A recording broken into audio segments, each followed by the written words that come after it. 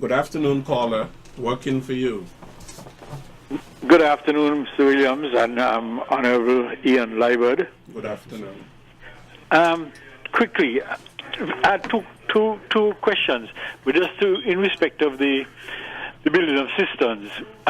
When you add a cistern to an already expensive, affordable home, that carries up the cost of the home, and the homeowner is already crying for the mortgage cost of such entities.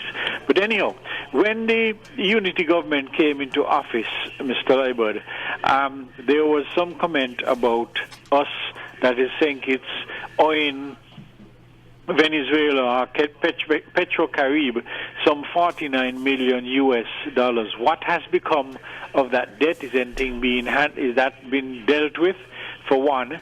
And the next one is that some time ago there was a foreign entity that was interested in establishing a waste to energy plant over in the country.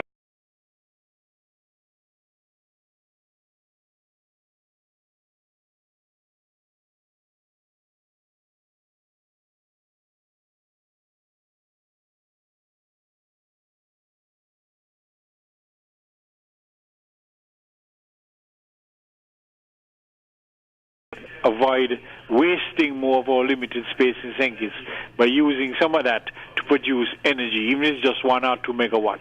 I'll listen off here for your response. Thank you very much, caller, for that question. Very interesting one.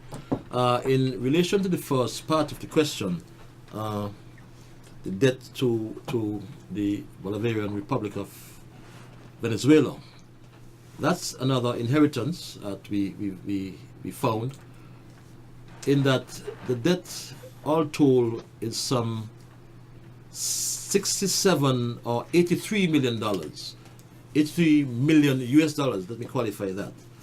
There was some 45 million dollars from SCED, which was the St. Kitts Electricity Department, which is was government. There was another 22 million dollars as well from the supply of fuel under that arrangement. Now, one has to understand the agreement, though. Of that $83 million, some $45 million it's due and payable. As a matter of fact, we are in discussions with the PDVSA to see how best we can service that debt. The $60 million of it, it's current, so you don't have to pay it. Remember, the agreement speaks to a 25-year period over which you pay the debt, but you pay the current fuel price, fuel receipts based on the invoices received, and then you pay over a period of 25 years at a 1%, the peppercorn interest rate. So, but in terms of the $45 million, that's the one. That's why you spoke to that earlier in terms of the political arrangements there, so we don't know.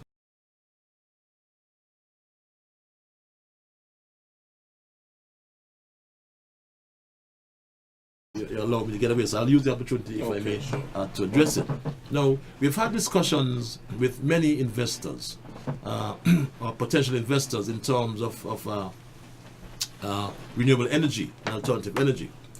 Now, we have had discussions as well in terms of the waste to energy with about 3 or 4 different investors.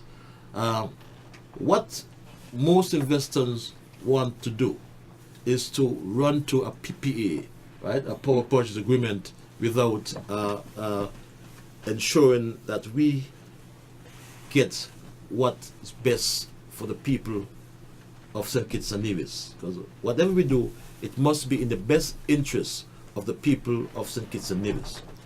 When I got into office, for example, let's get to the wind issue.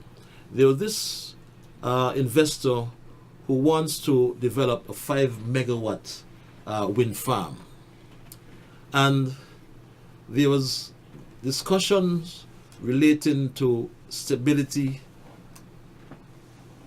of our grid, and I wondered why we had, why these discussions was going down that particular road. Because if you're saying you did a stability study And based on your stability study, you can only integrate 20% or 30% of renewables, intermittent energy onto the grid.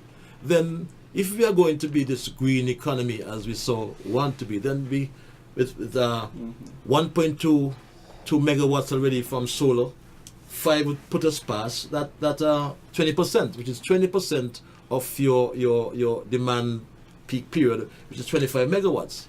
So why would we have to invest in upgrading our grid?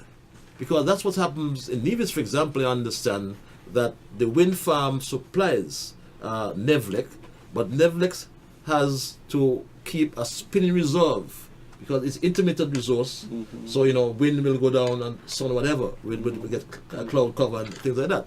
So my approach was that we have to establish whether we want integration or whether we want stability. So it's grid stability versus grid integration.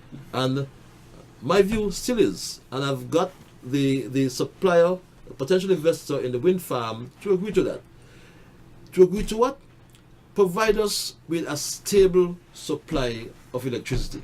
So the burden must be on you. You are supplying an intermittent resource, then you must supply a stable resource to us. So if any storage is required, then you must invest in this storage. We understand we perhaps just need 1 second amount of storage. What's the cost? I don't know. But they have agreed to that.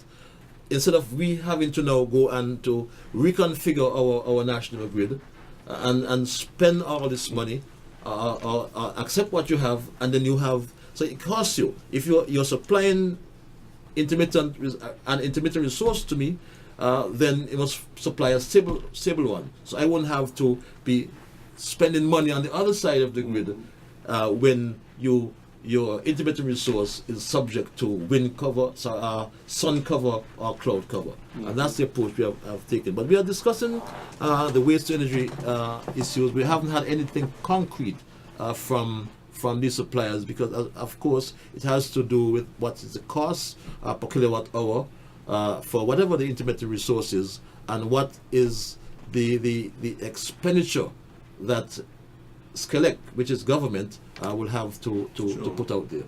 Well, the wind is free, we're not paying for it. But to generate it, it's cost. It's costly. Yes.